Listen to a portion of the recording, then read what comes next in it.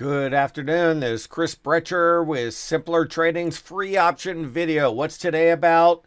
Markets loving the CPI right now. Moderate or muted CPI, better than expected. Made the bond market go nutso today. As you see on the right, it still could be another bull flag. Now, there are some caveats in here. Now, there are a couple of ways I'm going to try to play it.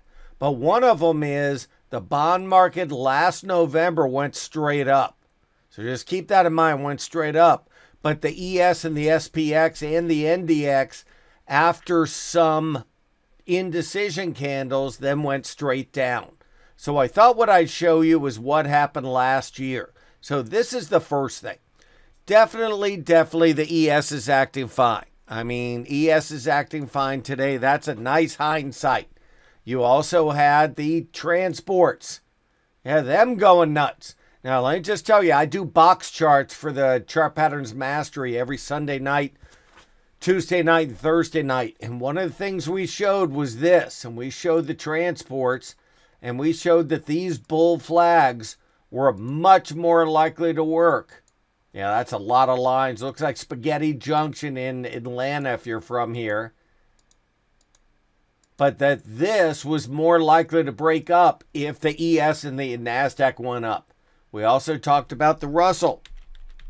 And the Russell was more likely to be a bull flag, as you see on the right and on the left, if the other markets melted up, which is everything that happened in here. No doubt about it. Look at that on the right.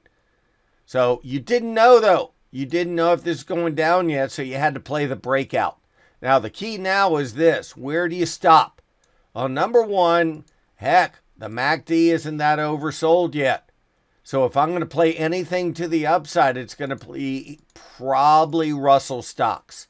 They usually do better at this time of year. And boy, that's been a really hated group.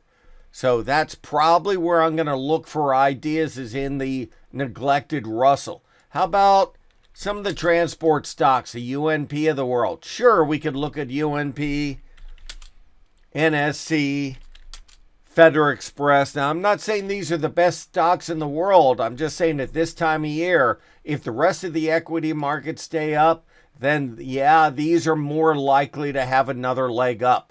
So that's how I'm looking at those. Now, the other thing, and I'll be showing this in the options paid video, there's a number of Russell stocks that have strike prices right at where they closed, and Friday is normal expiration.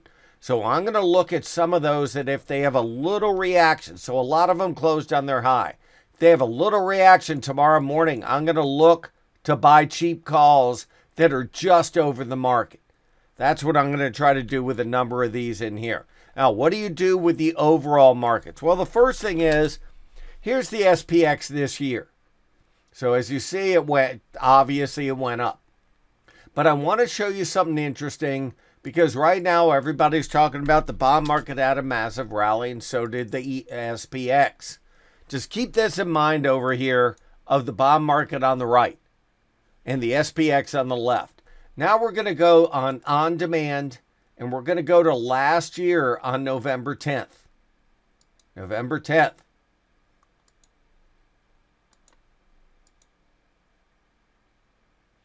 You're going to see, yeah, this is a little odd, isn't it? You're watching the SPX. It hasn't updated yet, so give it a minute. See the pre-buffering on the upper left. There you go. Yep, the SPX up 5%, 207 points. And you have the bond market rally as well. That's on November 10th. Just keep that in mind. November 10th. Keep that in mind, that massive rally, and look where the resistance areas are. Now what we're going to do is we're going to go to November 15th. You're going to see the market approaching that resistance on the right, and the bond market on the left, and the bond market on the right continuing to go up. Now we're going to go to November 22nd. You're going to see the markets are getting up to that area while the bond market's still going up. So then you're going to see November 30th. I just want to show you what the bonds did and what the SPX did last year. Guess what? The SPX went and tested that gap. Bond market still holding up. This is where it gets interesting. Check out the next 2 days. So now you filled that gap.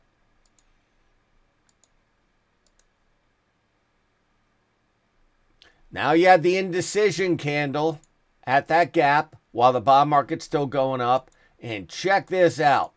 That's why this indecision, I taught that in the class I did on Saturday, is so important so you don't get yourself destroyed. Plus resistance. So now we're going to go into December 15th. Very impressive. December 15th. There you go. It just went down 200 points. Had that indecision candle. Went down about 200 points. Came back and tested it. Went down another 200. Resistance matters. So as you say, the bond market never went down. So the key in here right now is, what does that bring us today? Well, it brings us that the SPX is near resistance again. Last time it took an indecision candle that then came back with a sell-off, then testing the high, and then you had a big dive by December 15th. That's what I'm going to be watching for this time. I don't see the reversal candle yet. That's what I'm going to be looking for. So have a great night. Thanks for listening. Good afternoon, everyone. This is Chris Brecher, and I'm Senior Managing Director of Stocks at Simpler Trading. Thanks so much for watching this video. If you like our content, please leave us a like and a comment down below. Also, be sure to subscribe to our channel and click the bell notification icon so you never miss any of our great new content coming out. Good trading, and we'll see you at the next video. Take care.